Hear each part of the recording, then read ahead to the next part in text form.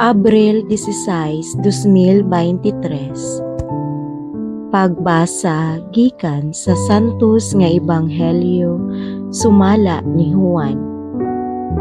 Sa pagkagabi ina ni adtong Dominggoha, nagtigom ang mga tinun-an sulod sa lawak ug gitrangkahan nila ang mga pultahan kay nahadlok man sila sa mga kadagkuan sa mga Hudeyo. Unya mitungha si Jesus sa taliwala nila ug miingon, "Mainyo unta ang kalinaw." Human siya makasulti niini, iyang gipakita kanila ang iyang mga kamot ug ang iyang kilid. Nalipay pag-ayo ang mga tinun-an sa ilang pagkakita sa Ginoo. Unya si Jesus miingon kanila pag-usab, "Mainyo unta ang kalinaw.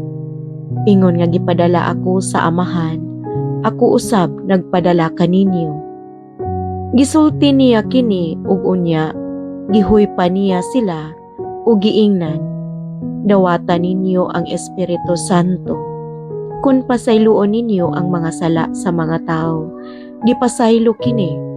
Kung ang ilang mga sala dili ninyo pasayloon, dili usab kini pasayloon."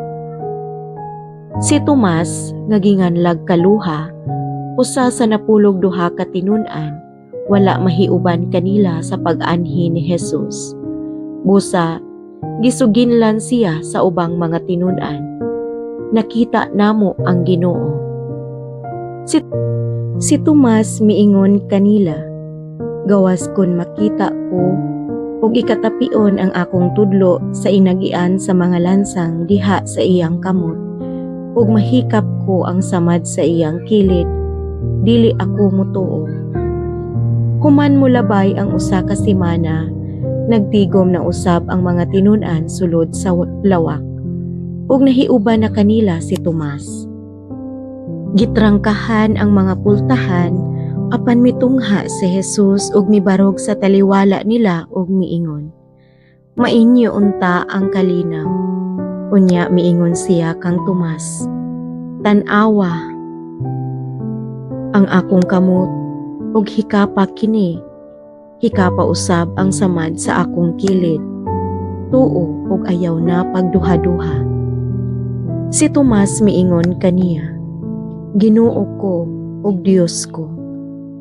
Unya miingon si Jesus kaniya, "Mituo ka ba tungod kay nakakita ka kanako? Bulahan kadtong mutuo bisan wala makakita kanako." Ug daghan pang mga milagro nga gibuhat ni Jesus sinaksihan sa iyang mga tinun-an nga wala mahisulat niining basahona.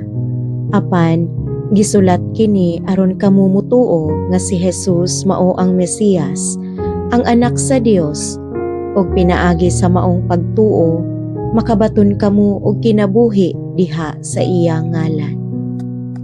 Ang Ebanghelyo sa Ginoo. Daygon ko ikaw, O Kristo.